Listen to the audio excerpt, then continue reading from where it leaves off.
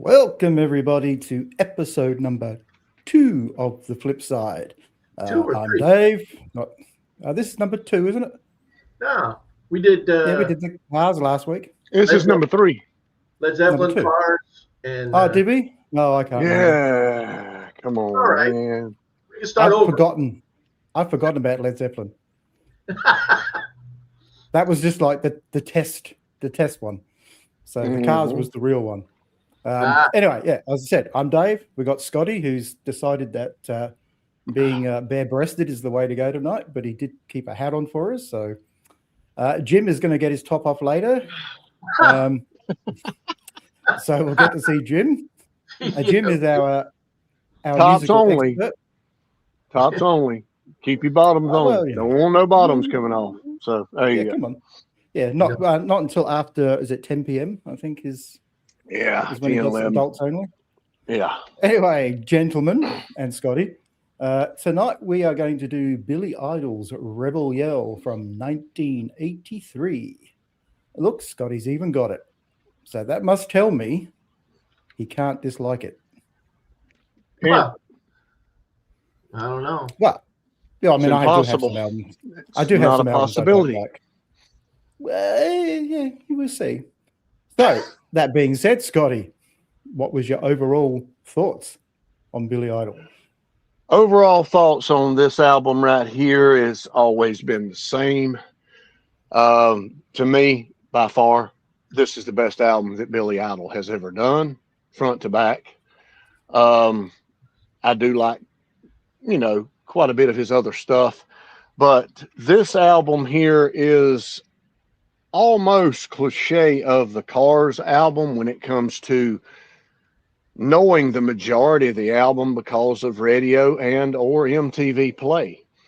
There's a lot of songs on here that I really had forgotten about because it's been so long since I had listened to this from front to back. Like a lot of albums that we've listened to, since we've been doing Tunes Brothers and everything else, man. You listen to songs a lot of times and have a playlist and stuff like that, but just as far as listening to an album from front to back, several times or however many, it's just not every day you do that. So, yes, I actually, to be honest with you, forgot how good it actually was. With the exception, you're going to have your couple things on an album, that are not, that doesn't go hand in hand with the majority of the album.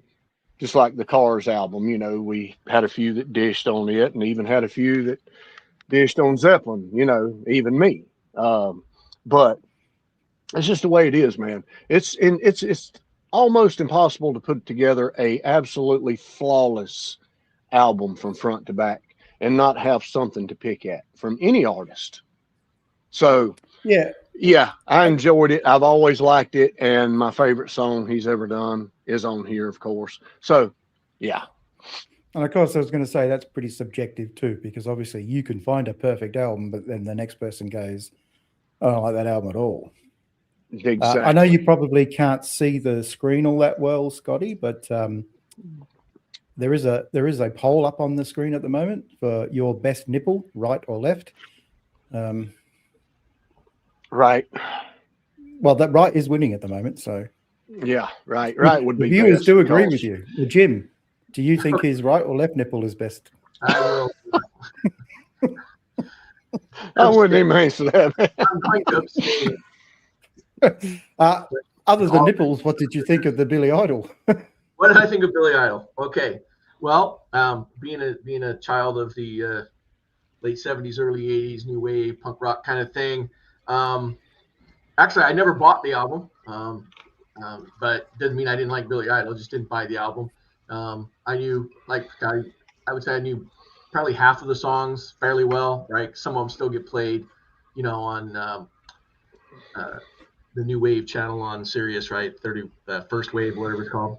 Anyway, but I think Billy Idol, it is what it is. You get what you get with him, right? There's never any big surprises with him, right? I think for me, I thought that just my take on it for a second, that Billy made a great transition from being a punk rocker with Generation X into the rock world without any hesitation. Nobody really kind of questioned that he didn't belong in the rock world, and the punk rockers didn't really mind it so much either, right? So you get what you expect with him, right? I think it fits nicely with the first album he put out, right? With White Wedding and the other song. What was that one? Yeah, Hot in the City on it, right?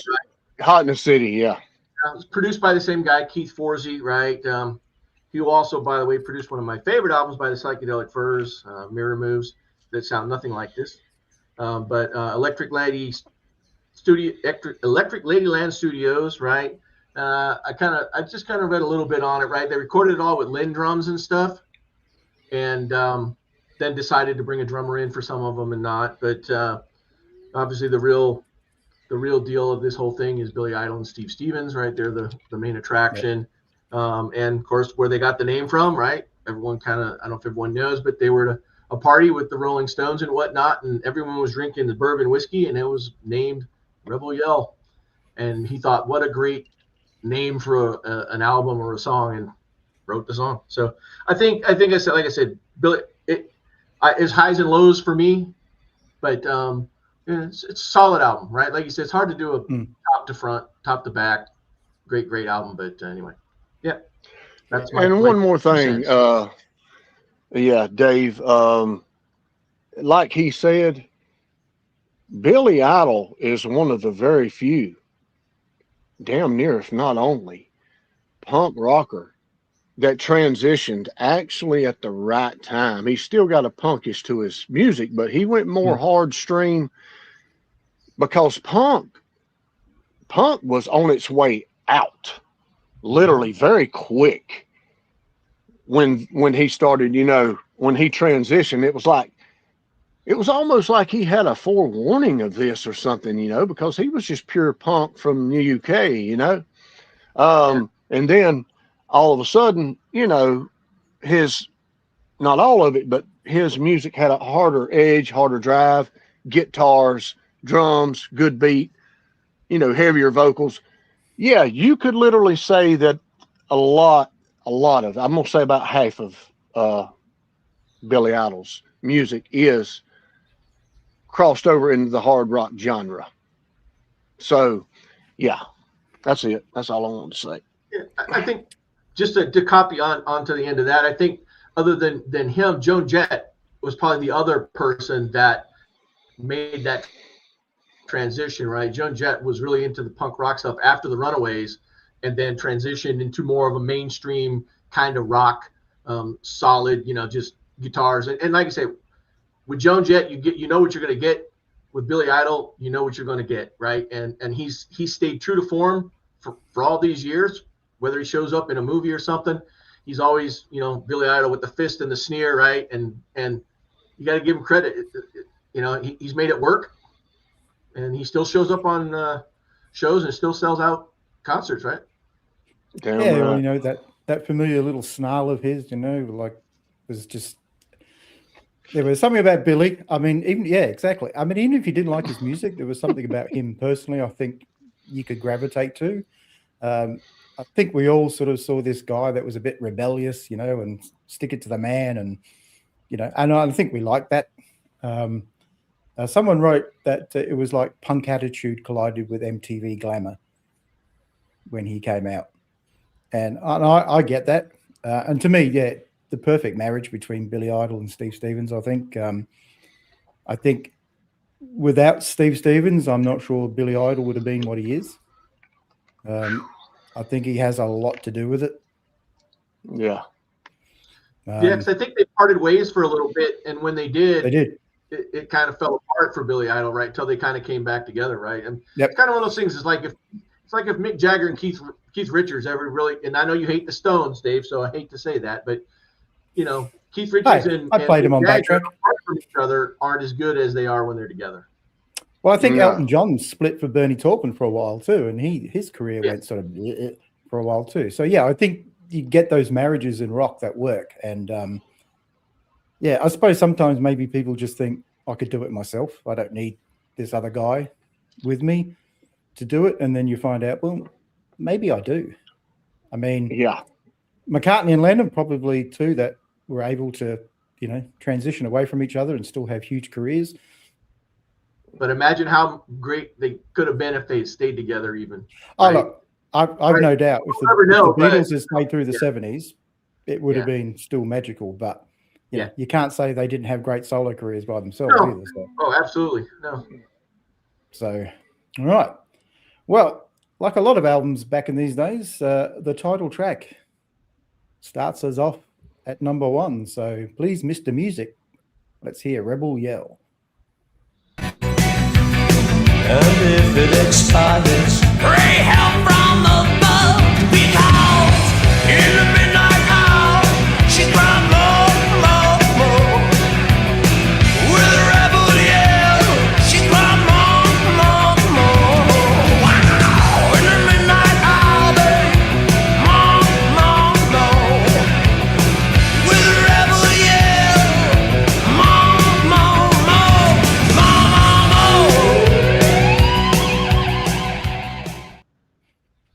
Well, there you go, Scotty. Track number 1. What do you think?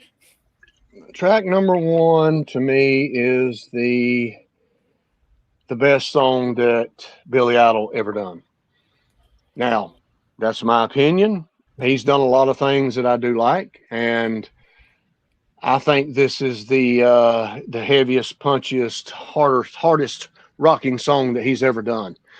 Steve Stevens, he really just gives that guitar hell in the song too, man. The drummer, everything sounds good. Whoever produced this, I know you was talking about him a while ago. Whoever done the production on this album done a great fucking job too. I think it's produced perfectly. Not too polished, little bit of distortion in there, but the sound it's damn near perfect, man. And the videos you can watch today, I still watch them, you know, on YouTube and stuff like that. They don't look old. They look brand new, man. It looks like something had just come out or something, man. You know, it's wild. The sound upgrade and everything is just so damn good. But anyway, Rebel Yell is that song that's always been my number 1 song by this guy. So yeah, nothing bad at all. Jimmy. All right. Well, I agree. It's a great opening song, right? It's got all that great power to it, right? It's got the great hooks, got the great chorus and everything to it. Good melody that fits well with his voice. Nice use of the of echo on his voice, and it was nice that they waited till like the last verse to have that echo come in instead of doing it right from the beginning, right? And kind of wasting it. And then, but whenever somebody sings along with it, they always put the echo in when they sing it, even though it doesn't come in till the end. There's just some subtle keyboards, but it's funny. This morning when I got on YouTube, and on my feed were 2 reaction channels, and they were doing Rebel Yell. One was just the song, and one was kind of a talk about the album. They always copy us. Yeah, I know, but I learned something about it. And so yeah, you talked about. So I think Rob put up the things about Steve Stevens and all the sounds and stuff. They really wanted to do this album with minimal keyboards as possible, and so Steve Stevens created almost all the sounds on the guitar. And one of the things that I thought they did was with that kind of that explosion kind of thing in the solo, you know, I thought that was a keyboard, and it was not a keyboard. They went to a store and bought plastic ray guns, and they used these plastic ray guns to get that sound. And I hadn't known that, but I thought that's genius, right? And yes, I think that having that double with the guitar it was really good. It's got a great bridge and of course an iconic guitar solo. I won't say it's the best song on the album, but I will say I'll agree it's probably his kind of heaviest one, right? Fist pumping, probably play it for 10 minutes live, right? You know, and people never get sick of it. And yeah, great way to start an album though. Yeah, I think it's just one of those anthemic type of songs, isn't it? That you know, I doubt you'd ever find someone sitting in an audience when this song was played. You know, this is on your feet, fist pumping. I think we all do it. Yeah, I think this, to me, this is like that balance between new wave and rock. I think they do really well. I think Steve Stevens on this is just incredible. You know, the effects, I think, you know, as you said, no keyboards used, so it made it really interesting. And I still think they sound great today, like even though they're 40 odd years old, it still sounds pretty, you know, modern. Whether is it his best track, I don't know. I'm not probably close on this album, but there are some other songs of his that I really do like. I was trying to put a weakness for this song and I just couldn't find any.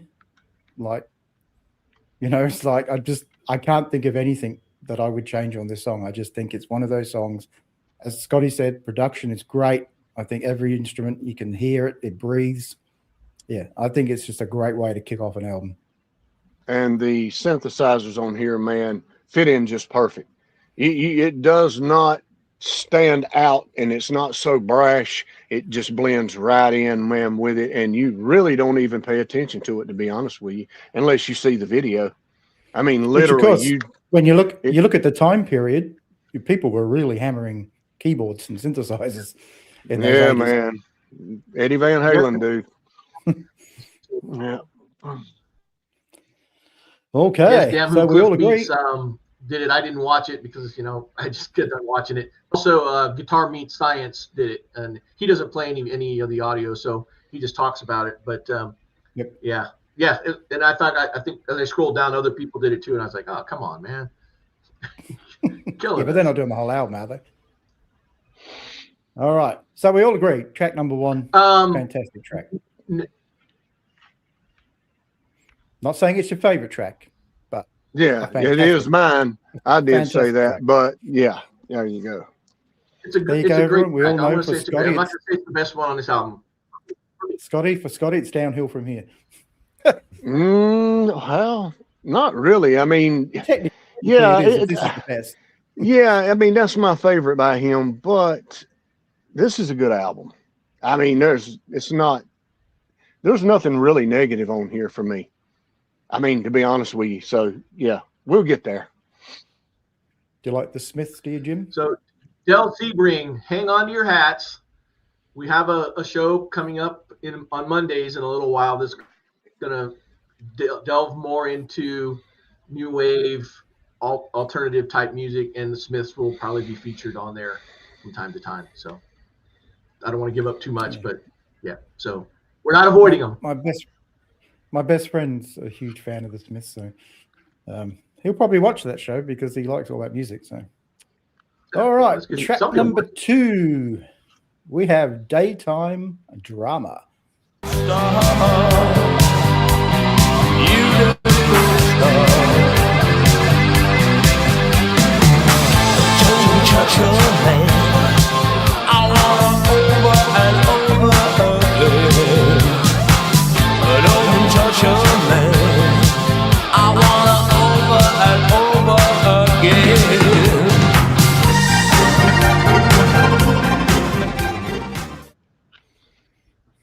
Scotty, do you have any daytime drama? All the time, brother. I try to avoid it, but it finds me somehow. But anyway, yeah, man, this one here now, you guys said, you know, the modern new wave type stuff. This one here, the synthesizers do show up a lot in this one, and you can tell they're there. It's not a horrible song. It's tough. It may be my least favorite one on the album, but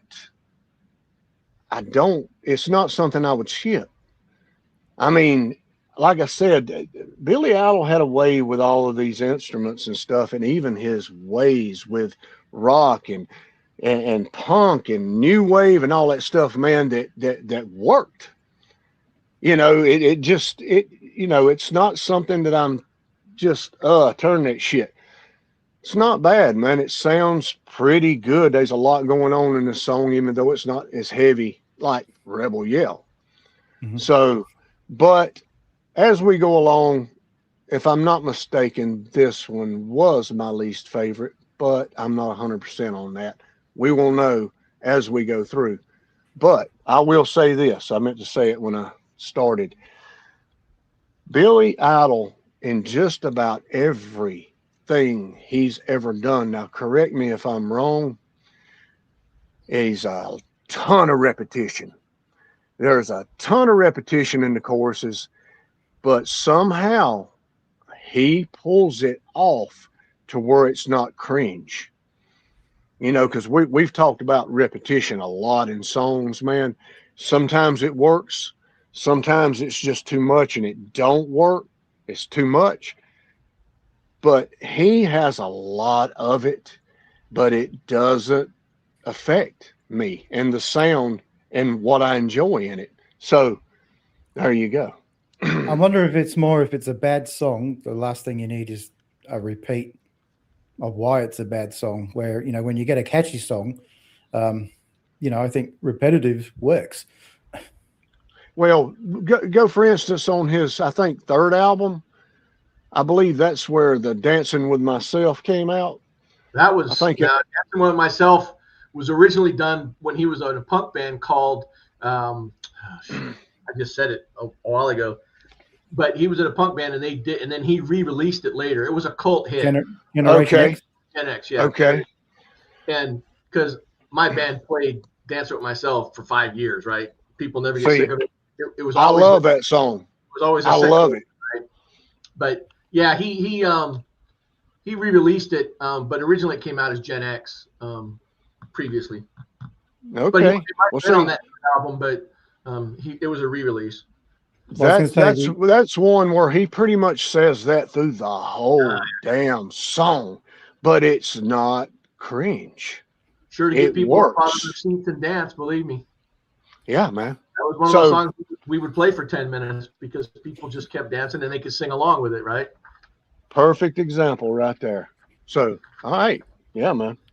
So what do you think with daytime drama? Because obviously the commenters, most of them don't seem to like it that much. I agree, not my favorite on there. I guess Billy Idol was really into watching American soap operas or something at the time, from what I read, and he kind of liked that. I like the bass line. I think that intro, there was a couple chords in there that reminded me of Duran Duran just a tiny bit, but I think I like the verses better than the choruses. The choruses didn't really pop for me, but the verses weren't too bad, and just a lot more sound effects than I care for then and still to this day. And I think sometimes that's where people kind of start throwing in sound effects to cover up the lack of whatever else that the song could have. And, this was popular stuff during that time period, right? People started using a lot of keyboard sound effects and stuff, and it all got really overused sometimes. And not a great melody in this song, and I'll probably talk about that some more. As compared to Rebel Yell, had good phrasing, good melody, right? This one kind of was a little lackluster for me. Yeah, I mean, people in the comments saying filler. I'd say more of a deep cut than a filler. This to me had a really sort of like New Romantics style to it, more than his, punkier type stuff. Rob's just throwing in the sound effects. Yeah, I agree with you that like the chorus isn't that catchy, and I really do like a catchy chorus because to me it's the most important part of the song. Yeah, it's not my worst track on the album, so I will say that. But it is a bit of a letdown after Rebel Yell. But yeah, sometimes that's hard when you put such a banger as your first track. It can be hard to come up with something great after. So, we'll see if he redeems himself on track 3. So track 3, we have Eyes Without a Face. Eyes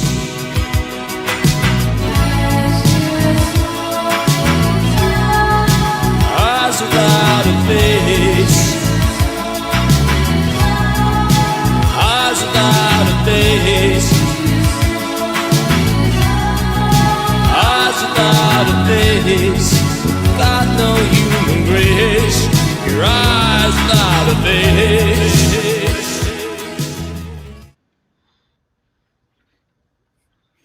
Have you ever seen Eyes Without a Face, Scotty? Hell, I don't know, man. I maybe have back in the day a time or two, but I'd probably so whacked out I don't remember it. But anyway, yeah, man. This one here, I do remember when it first came out and it was on MTV and stuff. I really didn't take to this as good because it was. This is, you want to talk new wave. Now, that is what this is. But when the guitars take off and halfway through, dun, dun, dun, dun, dun, dun, dun, and they start rocking. What a transformation in this song. Over time, I have learned to love this song. I think it's one of the best songs he's ever done. Here we go again. You know, great song, great transition, a lot of repetition, but you don't pay attention to it because the song is that good. That's the way I look at it. I think it's a great song. After Rebel Yell came out and then this come out, you was kind of lackluster back in the day for me. But as time has went on, the more I pay attention to it, the more I love the transition as it goes and they start rocking. And just, I think it's a great song. Great. That shows musical maturity there, you see, Scotty. Yes, big time. Jimmy, you got to like this one. So for me, this is the best song on the album for me. I think that it's got better. It flows. It has good melody, right? It's got good phrasing in it, right? It's more like Rebel Yell in that sense, in terms of it feels like a complete thought, like it's really thought out 100%, right? That female backing vocal in the chorus, without that, it's pretty ordinary. I think that really gives it an extra something. The chords and the melody are, like I said, are really nice.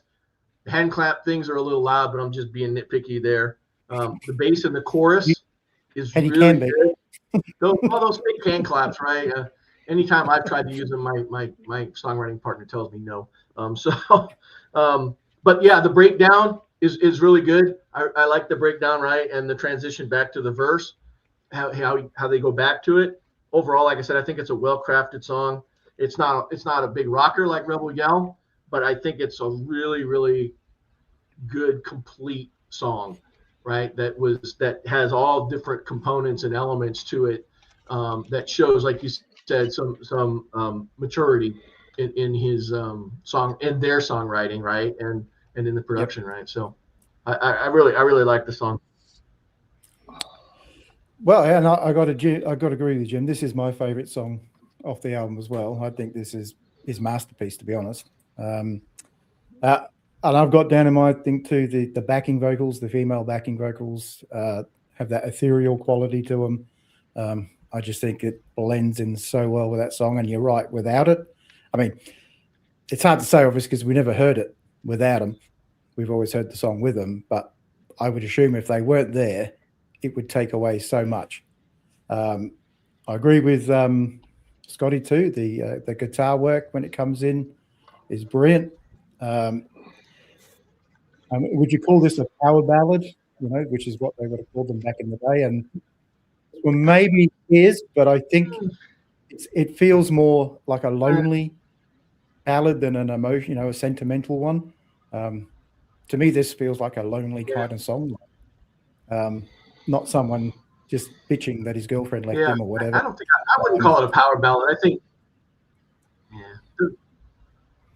So remember on Backtrack a few weeks back, what's that Duran Duran song that has that female backing part in it, right? That really, really makes the song. I can never remember the name of that song. What was the name of that song? Done a few. Yeah, YMCA. Yeah. But anyway, that's what this backing vocal reminds me of. It really just makes gives it the mood. Yeah, and I do like the female vocals in that song. Rob. Well, I guess you did because you didn't say anything bad about him, because normally Scotty would pick on the female backing vocals. If it doesn't work, it doesn't work with me, but it works. So there you go. Yeah. There you go, Billy. You did it well because Scotty likes the female backing vocal in it. So that means you've done really, really well when Scotty likes it. It wasn't Tomorrow and Tonight Ordinary World by Kiss with the Chipmunks. Okay. Ordinary World. Yeah. One of the best song that Duran Duran have ever done. Absolute masterpiece. Which one? Ordinary World. Yes, it is. You're right. That is the best song they ever done. That is a damn good song by that band. I'm glad you thought of that, because that is my favorite Duran Duran song too. There you go. And Come Undone's very good as well. Yes, I agree. I think it was Ordinary World maybe that's the one. got us blocked on YouTube when we did Backtrack Live that time. We got through all those songs and we put that one on. That's the one that got us canned. All right. Track number 4, we have Blue Highway. You know we're gonna ride on a blue highway. Walk with the electro glide on a blue highway. Way below to Christ on that highway. Yes, I almost died on a blue highway.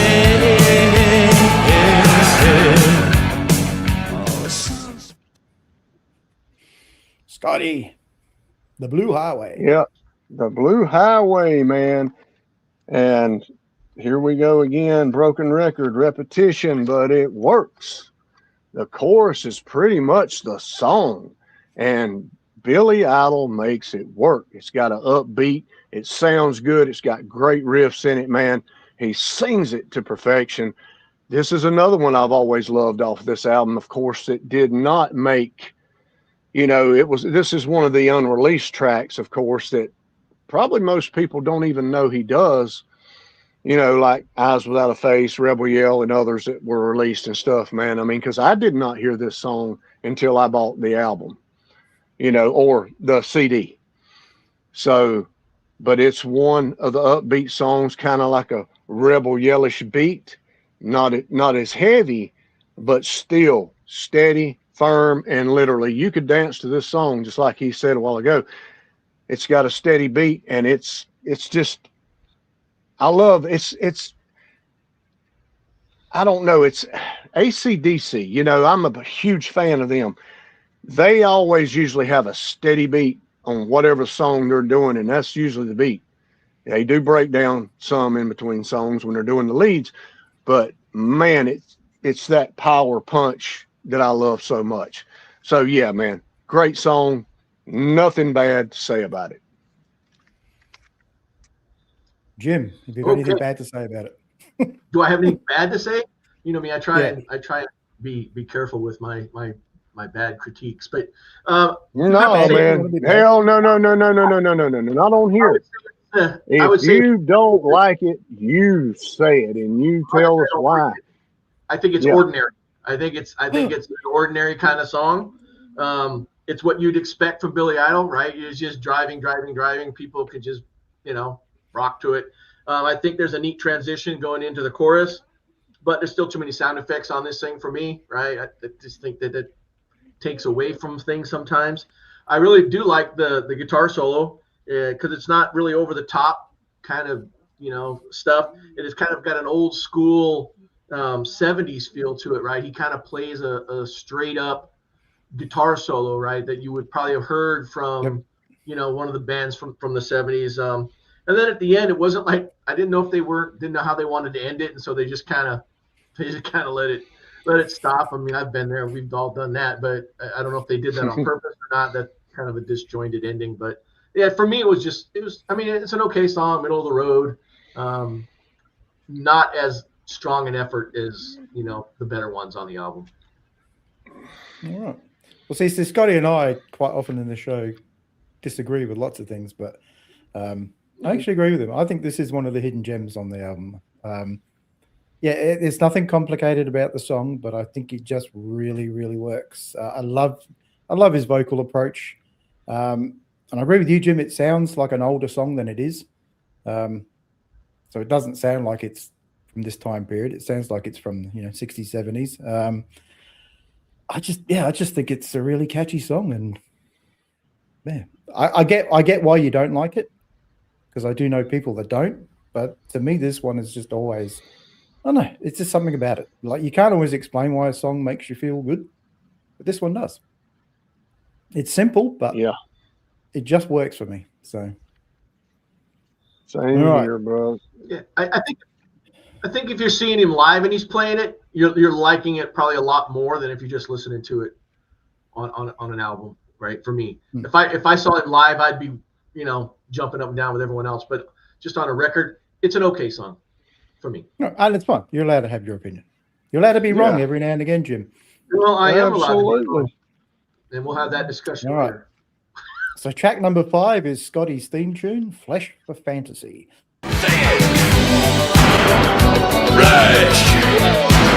Rush for fantasy.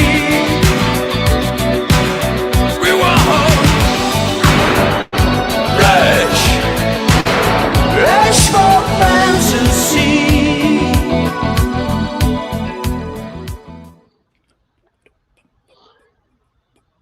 Yes, Scotty, show us your flesh. Another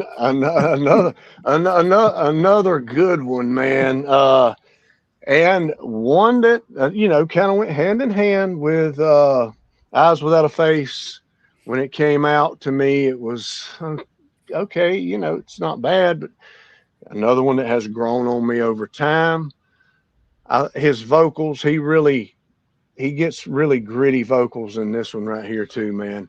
And I just wish a transition would have been done in this one, like Eyes Without a Face. But I've always liked the song. As far as, I've never had any hate for it. But as time has went on, it's another one that has grown on me. I think it's just Eyes Without a Face Part 2, almost, without the transition. So it's like I said, not bad, man. Like I said, you're not going to get much negative from me on this album. There's, little critiques and stuff I can pick at, stuff like that. But yeah, I see where you been. But anyway, Flesh for Fantasy, another MTV play, man. I mean, Billy Idol was on MTV constantly, like Def Leppard and Bon Jovi and all them guys. I mean, he was just as much a part of it. I mean, he was on there all the time. So this was one of the videos, and Eyes Without a Face. And I'll be honest with you, Flesh for Fantasy and Eyes Without a Face was played way more than Rebel Yell on MTV. Way more. It was around here anyway. You barely seen Rebel Yell, but those two was constant clockwork all the time. But I like the song. It's not my favorite on here, but I do like it, and kind of always have. It's grown on me over time. Jim. Yeah, for me, it's one of the top 3 on the album. I like the use of the pitch bending, the chorus effect that Steve Stevens did. I like the pre-chorus, though these days I suppose the line "sex attack" would feel a little bit dated, right? They probably would say something different, but it's Billy Idol. That's what you expect from him. Back then, I mean, that was the persona he was projecting, right? It's got a really good chorus, and this is what I was talking about before. When the songs have really strong melodies, they really stand out. This is one that has a really strong melody, right? They went to great effort to that. I like the breakdown. I think the breakdown's a lot of fun. A good use of just a little bit of slap bass in there. It just does one quick little run and then out, and doesn't overdo it, right? Doesn't go crazy with it. And so overall, I think for me, it was just it's a really good effort. Sometimes the pitch bending gets a little much, but you know, it was a new thing, and you learn to kind of like it. But again, like I said, one of the top 3 on the album for me. I think Steve Stevens really makes this song too. I mean, yeah.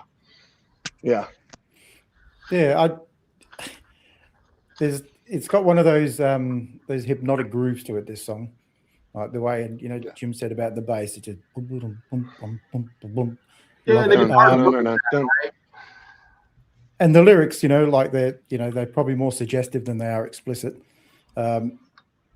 which I think we like. I think we like to think about maybe what they're talking about, not directly being told what they're talking about. Suggestion. Yeah, and then you put your own spin on it, you know, like, yeah, is he talking about that? You know, a bit like, you know, Nothing to Lose, you know, like as a kid, I had no idea what they were talking about. Me either. I do now. And just to be this, I agree with Jim. This is one of the top 3 songs on the album. It's always been a favorite of mine. As I said, there's just something hypnotic about this song.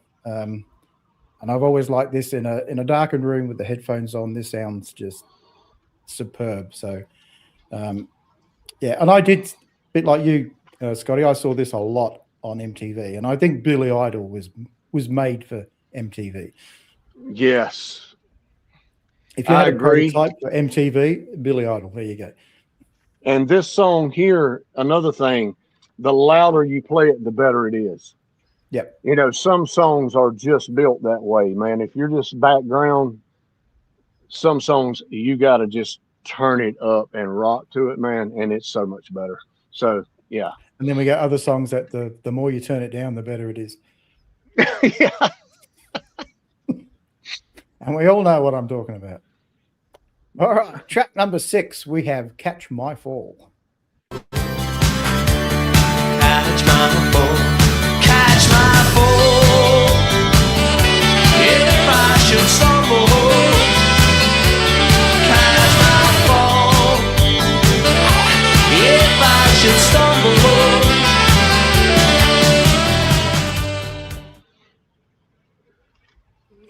Okay. Yeah, a little bit of sex. All right. This is where I have to fall off the Billy Idol kissing ass train right here. I spoke too soon when I said that other song was my least favorite. It's this one. Because I wasn't sure. I said that we got to wait till we get on through here and see. This one here. Look, man. Everybody's got their things. Keep the horns out of the shit, bro. Okay? Just keep them out. There's no reason to have them in the damn music that you're representing whatsoever. A lot of bands has been guilty of it too. Not just him. If there's something I hate, is a fucking horn. I don't give a damn what kind it is either. You know, especially in music that's supposed to be hard, sub-hard, whatever. You know, heavy-ish type representation. There's no room for horns. Aerosmith, Kiss. I mean, get the fuck out of here. But anyway, yes, this is my least favorite one right here. This is not one that I would sit and just listen to after I knew what it was. So there you go. I'm not crazy about this one, Billy. All right, Jimmy, what do you think of the horn? All right. To quote the great Lee Corso, not so fast, my friend. Oh, hell. Football knows Lee Corso. It's got some I even hate Foreigner's horns. Yeah. You know, on is it Urgent? Oh my God, a great song, Foreigner. And they just horn it to death, man. It's like, come on, guys. But anyway, go ahead, man. I had some serious problems with the marching band in high school or something. Yeah, I did. I wanted to shoot every one of them. Yeah. I don't know. I think some of them band people were a lot freakier than the rest of us. But so this has some of the same trickery as Flesh for Fantasy, right? But on the opposite side of it, I think it's a great use of the saxophone, right? I could almost hear somebody else doing this song, right? When I was first hearing that, first I thought Ultravox, which Dave would understand, but then I was thinking maybe more like Roxy Music, kind of reminding me a little bit of the saxophone or the horns in Avalon a little bit. And then I was kind of hoping maybe that girl would come back and do some more backing vocals, but no, not so much luck. It's still a good song. I think that might have nudged it a little bit further. It's probably the fourth best on this thing for me. I still hear it on First Wave, whatever that is. They still play this quite a bit. But yeah, no, I like the saxophone. So Scotty, if I ever play any of my music, you can probably just not show up because I do love horns. I love a trombone. And hey, to each their own, man. That's just like I said, everybody's got their own taste. But one thing about this song that I did know this song. This one wasn't like Blue Highway. Right. This one was played at some point in time back in the day, whether it was on the radio or whatever. So I knew the song. So yeah. Amazing how 3 of the top 4 songs three of the 4 singles were all kind of slower mid-tempo, right? Yeah, not what you technically think of when you think of Billy Idol. You think more of that, in your face sort of stuff. Yeah, and it's according to what's going on at the time too. They done a great job. I don't know if I said this, but they done a great job with him because MTV has exploded already, and they appealed to the Duran Duran, the New Wave, and all that shit bunch, and they appealed to the rock guys too. So yeah, man, Billy Idol, I think his success falls on that, man.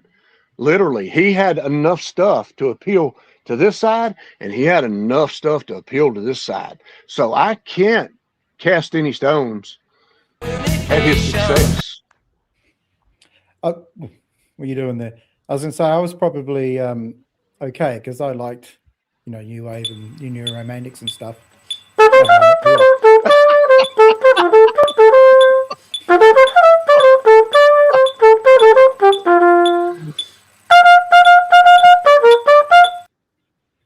You want to blow something? I got something you can blow. Hey, Rob, you've got an offer.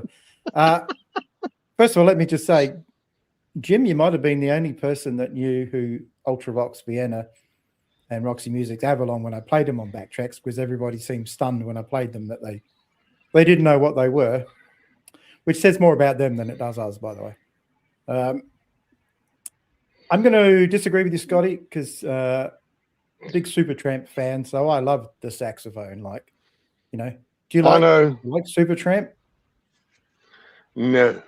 You don't like Supertramp? Oh. No. I love Supertramps, but I don't like the band Supertramp. Yeah. Once again, that probably says more about you than it does about us. Probably does. I actually like that sax. I think it works well, and this adds a little bit of warmth to the sound, I think. I like good sax too, man. I don't know nobody don't like good sax. But I said good saxophone. Not sex on the phone. Sax a phone. Yeah, to me, it's not as good as some of the other tracks on here, but it's by no means one of the worst tracks on the album. So I'm going to be somewhere in between you and Jim that's on this, Scott. This is a good safe song for me. Yeah, Bob Seger used a lot of sax. There you go. So it's in the mid tier of the album, but I think it's a pretty good song. So, all right. Track number 7, something we all committed when we were young, Crank Call. If you've lost all reason, crank call. Yeah. Ain't no fun at all.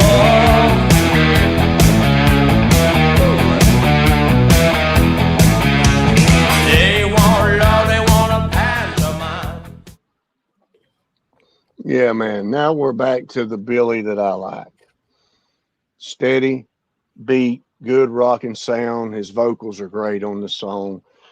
And of course, not a song that he was, I mean, I don't know how much of this was played. I know this was not a single, right? Couldn't have been. No. Because I don't remember seeing any videos of this. I do remember hearing it at points in time. I don't know if somebody was playing it or whatever, but I have heard the song, and there's a lot of rhythm and stuff in here, man, that sounds like it's almost in half of his songs. You can almost misjudge one of his songs if you're just listening to the music and think it's something else, until he starts, singing. But this right here is one of the best ones on here, in my opinion. Not my favorite. I done told you my favorite one, but I think this is more into the Blue Highway, just a little slower tempo, but steady. Got some good guitar riffs in it, man. His vocals are great. I do enjoy this one. So yeah, that's it. Not a lot of people agreeing with you in the comments. They usually don't anyway. Well, I love you guys anyway.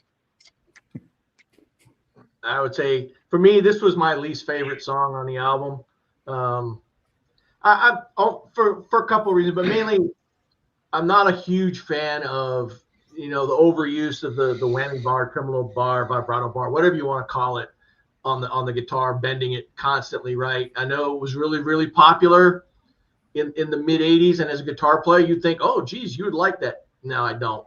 I didn't like it. They overused it in Power Station, which is why I didn't like their version of Bang a Gong. To me, it gets overused, right? It starts to become cliche. Instead of a tool, it becomes a crutch, and it becomes, let's make as much sound effects as we can. And so I was never a huge fan of that. So that turns me off on that, just musically. Crank Call, I don't know, just seems like, okay, we could have come up with something better, but maybe not. I like the guitar riff though, because it does go to a note that you wouldn't expect on the second time, right? That it was and then the next time there's a note there that's like, oh, I didn't expect them to go to that note. So there are some things in it that I like musically, but overall as a song, I just think it's kind of weak. Yeah, it drives and it has all those aspects to it, but I'm hitting skip if it's on the CD player, right? I'm not going to listen to it. Just my opinion. And I'm not right most of the time. So, well, you're right this time, Jim, because YouTube. you had a million subscribers to my YouTube. I've got a new album, Dream Into It, coming out. We're going to be putting out more stuff on my YouTube. I'll see you on there. Yeah, and you need to record this. You need to record this, Rob. Like, subscribe, or get the fuck off. There you go. There you go. There's your Billy Idol for you. Oh, very nice hair, Jim. You like that? Can you do the snarl like, as well? Subscribe, comment. Well, I was going to say, Jim, your favorite song on this album was mine, and your least favorite song on this album is also mine. And the only thing I'm going to say is this is the reason why a 9-track album should only be an 8-track album. That's how big a dip I think this song is from the rest of them. To me, this is one of those lazy songwriting songs. I think you need an extra track for an album. Here you go, take this one. I don't like it. I agree with Jim.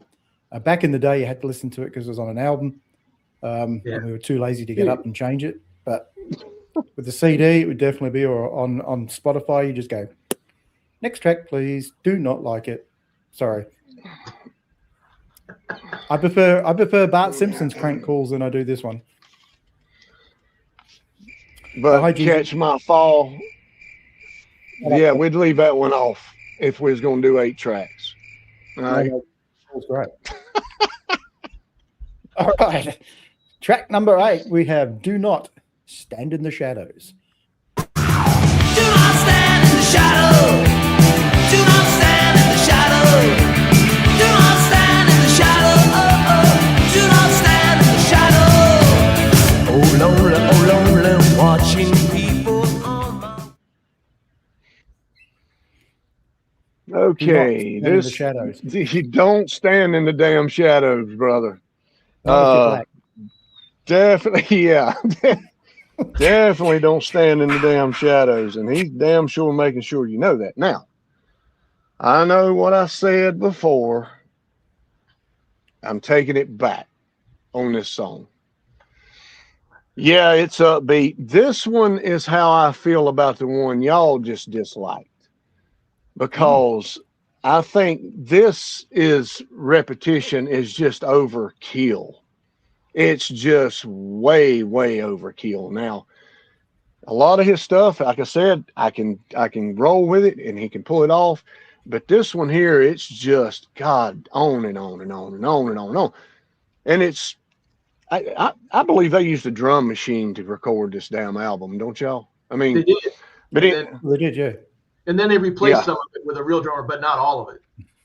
okay, yeah.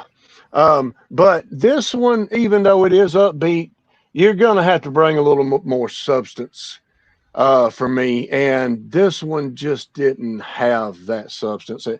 Like I said, I don't hate it, but it's definitely not one I would listen to on purpose. So Like you say, you don't dislike it as much as I like the last song then. there you go. Well, I'm on the other side of this one, Scotty. Upon second Okay. listen, because I listened to the album twice because I hadn't heard all of it before. And yes, Motley, it reminded me of the punk rock from the late 70s, right? And that's kind of why I liked it. And it has a really neat, interesting guitar intro, right, where he's kind of playing with the chorus thing, and then you go into a heavier deal. But I did like the guitar solo on the song, and I thought it did have pretty good energy. But it just kind of reminded me of the old days, probably from when he was in Generation X and kind of that kind of thing. So that's why I liked it. I won't say it's the best song on the album, but I did on second listen appreciated it more than on the first listen. And I agree with you that I've got the same thing. Yeah, this one's got a lot of punk energy to it. Definitely got some Gen X roots, I think, with this song. You know, once again, it's just another simple song. It's not one of my favorites. It's not skippable like the last track, but I wouldn't mind if it's skipped twice. It's like I said, it's all right. But once again, this is where we see these side twos dip a little bit. And this is how this was feeling, like side two was really dipping badly, which you can see why EPs came out. It was easier to put out a good 5-track EP. So, you know, when listening to this album, you're sort of really hoping the last song is something really good or we're in trouble on side two. But yeah, all punk was simple. Actually, because nobody could play an instrument. Sex Pistols. Nah. Sex Pistols was simple, but beyond that, other bands were more complex. They weren't. Listen, join us on Monday nights in a week or so, and we'll get a good talk about what really was punk and what wasn't punk and everything, and it's going to be a lot of fun. Was Blondie punk? Blondie was categorized as punk, but if you listen to them, they were pop. Even early on, some of their early records, very pop, very 60s. So pop punk. Pop disco. Well, disco in the sense of Heart of Glass was disco, but, you know, one way or another wasn't disco. Ramones were not disco. Yeah, exactly. You know, I agree, simple. yeah. There was some freedom there. Anyway, let's go back to what we're talking about, Dave. Yes, all right. So the final track is a song title for anyone who's got bad neighbors, The Dead Next Door. Yes.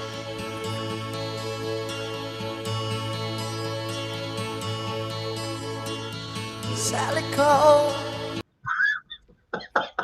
What's that one? What the hell? For the dead next door. You see,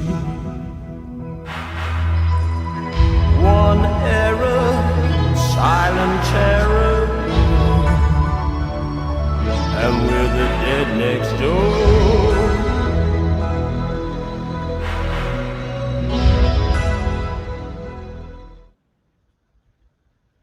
Scotty, do you have any dead next Okay. No, sometimes I wished I did, but so far I don't. No, I'm just kidding about that. Believe it or not, I like this one. I've always liked this one. This is, I know it's off the radar, but this is a element of just creepy, almost, man. It is damn intriguing to me, man. And I think he pulls it off. The background noises and stuff is just horror movie-esque type. I've always liked it, man. No, it's not my favorite. I know it's pretty much all he says through it, and that's the way he does most of his songs, but I like it. I don't really have a, unanimous explanation why, but I've always liked this song for some reason. So,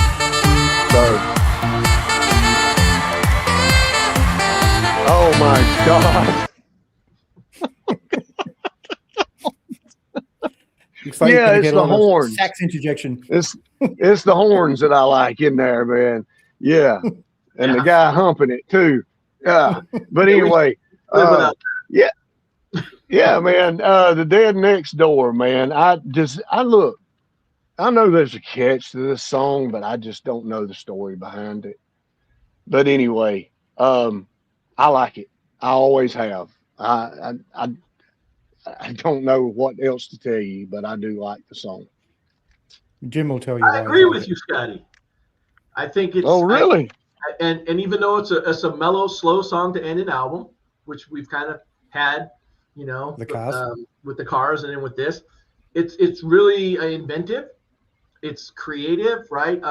When I read a little bit about it, Steve Stevens had this thing, and he brought it to the studio, and he says, "I'm not exactly sure what this is, but it's kind of cool, right?" And it's just really, really ambient, really kind of spacey, and in some ways it reminded me a little bit of Orchestral Maneuvers in the Dark and Echo and the Bunnymen.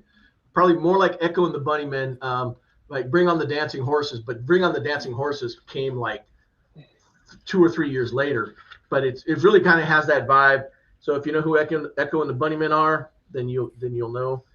Kind of a sleeper song, but not because it's the last one and put you to sleep, but it's just creative and not what you'd expect. It's a curveball, right? It's a curveball in a world, in an album full of fastballs, right? And I like it. I think, and again, he's got a really good melody going in there, right?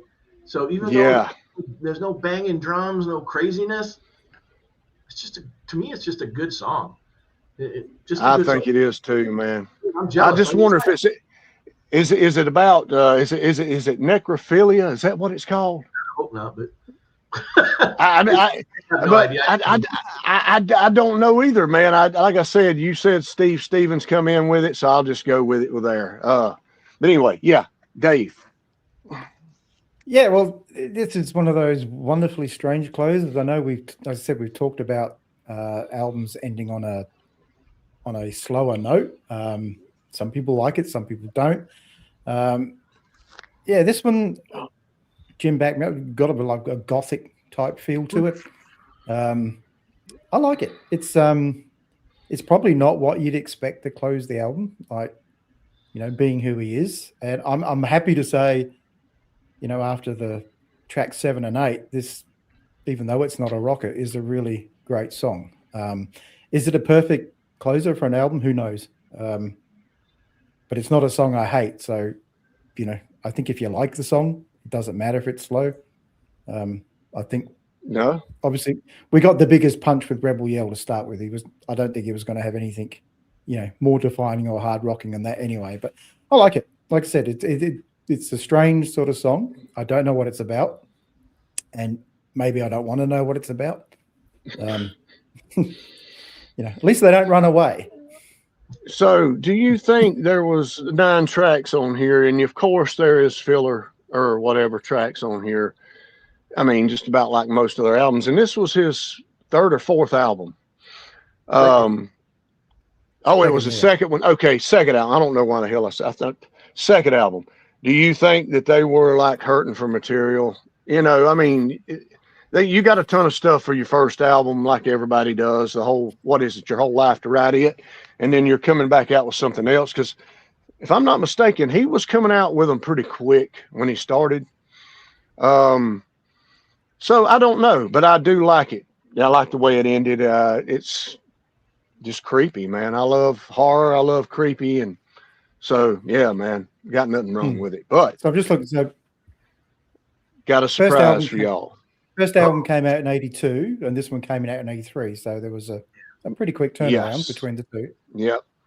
And Rebel Yell, Eyes Without a Face, Flesh for Fantasy, and Catch My Fall were the singles. Yes, that's it. Because I've heard more on here, like I said, without listening to the album, so it got around pretty good. So I'm going to gather, Scotty, you're going to horrify us now by telling us what we're doing next week. Yes, and you guys are really going to love this too, man. And I know Rob's going to. Monster by Kiss. We are not doing Kiss Monster. I'm just It's all right. It's all right, Jim. I know it did tease you saying we should make you do it. Hey, you give me something weird, something weird's coming back, baby. I mean, that's the way it is, man. Damn right. That's what we want. That's what we want. And we'd be savage about it too. So it's the only album that I cannot find anything off of to gravitate toward. It's just no heart and soul in it at all. I'm saying spaghetti. Guns N' Roses Spaghetti Incident. Okay. Nah, just messing with you. All right, this is it.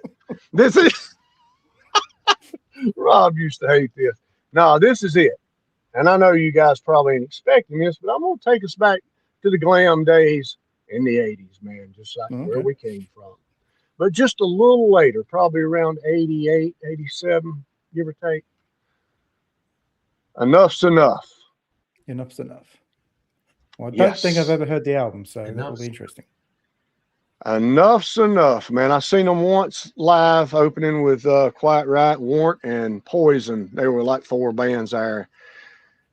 To me,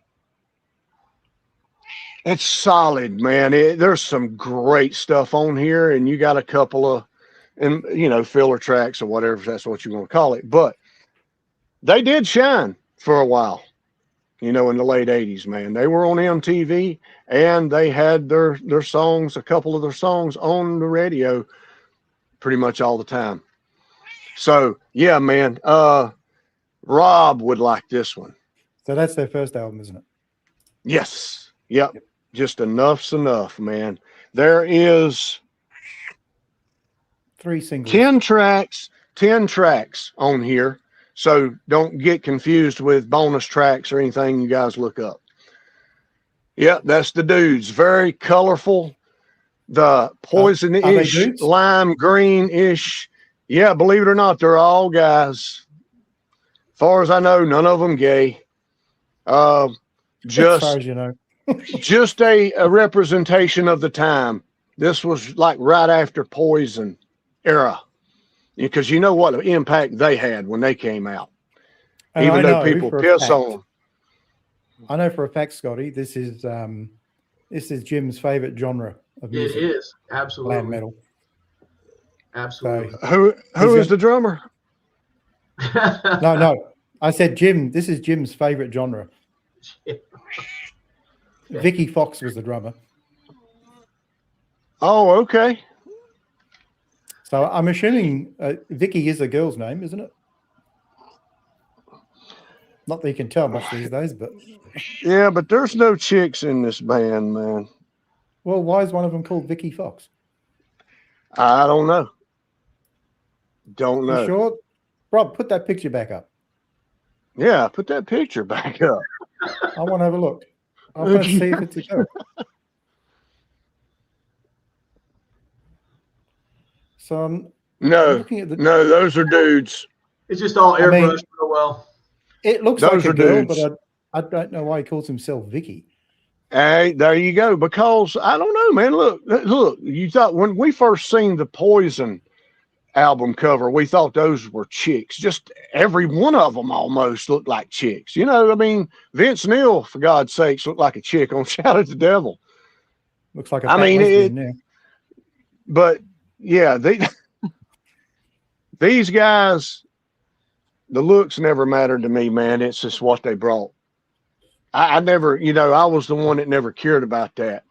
Like Rob, I was an Accept fan. I didn't give a damn what they looked like. I was a Scorpions fan. I was a Dio fan. If you brought what I liked and your sound, I didn't give a damn if y'all weighed 500 pounds apiece. Bring it, I don't know. I haven't heard Rob talk about this album or this band that much. I don't even know if he's even heard all of it, or I'm sure he's heard it. When you go through, you may recognize 2 songs that they had pretty big with. You may recognize a couple songs. Did you ever look like that in your band days, Jim? I will venture to guess right now that I will have not heard any of them on purpose. Okay. In the late, yeah. How old are you, Jim? I'm older than Dave. I was still playing okay. Music, but so it was not my genre. I was a new wave power pop guy. That's what we played. And that's what I listened to. That's the radio stations I listened to. But it doesn't mean I won't listen to this and give it. I didn't ever listen to Led Zeppelin either, right? So I haven't. Yeah. There's 2 songs on here. If you do know any of them, it's going to be one of the 2. A New Thing, that was their first single they released, and then Flying High Michelle was their biggest hit. That was kind of a ballad-esque type song, of course, late 80s. That's the one that they really hit semi-big with. So 1988-ish. Yeah. 87, 88 is when this came out. I was kind of done with MTV by then, but I don't know. I don't remember when 120 Minutes came out on MTV. That would be something I watched more than regular MTV. It is, but and I didn't listen to those stations, right? The rock stations. Boston had an alternative station, and that's what I listened to, right? So if I listened to the radio, a lot of times I wouldn't listen to radio because I didn't want to be influenced by stuff, right? And then end up writing a song that sounded like another song and things like that. But I'm open to listen to it and hear what it has to offer me. Then I may find something I like, right? I think you will, because these guys are more of a pop metal sound. They're not hard, gritty, Megadeth, grindy type sound. They're more of a pop, polished sound. So a lot, yeah. Something that I will like there. If they're Beatlesque, yeah, I will find stuff that I like. Like I said, it's going to be interesting. That's all I know. It would be interesting next Tuesday to see what you guys got out of this. Yeah. All right. Well, it will be interesting. Yeah. All right then. Well, I think that's it for tonight. Rob and I are back on Saturday night with Sold Out and Backtrack on Sundays. And then are we starting your new show next week, Jim? Yes, Monday night. Yep. And what's the name of that show, Dave? We need alternatives. So it's dedicated. So anyone who's interested in new wave alternative type music, Jim will be doing a new show diving into that genre. I will host. You're having a co-host with you, aren't you?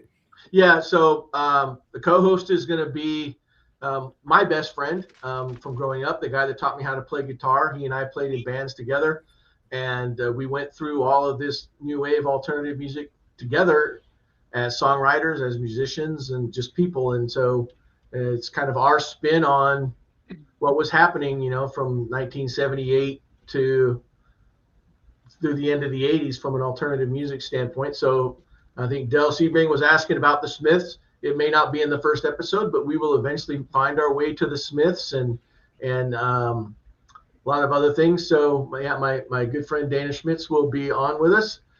Expect the unexpected with him sometimes. You never know. He may pull out the guitar and play a song or two, but he still goes at it just like I do. But he lives in the Boston area, and he's a good guy. We'll have fun. No worries. And I will Sounds give like- you guys Tuesday. I will give you guys a recap on the ACDC Oh yeah, concert. there Yep. we go. Sure. No worries. All right, then, Rob, if you want to take us out, we'll see everybody next week.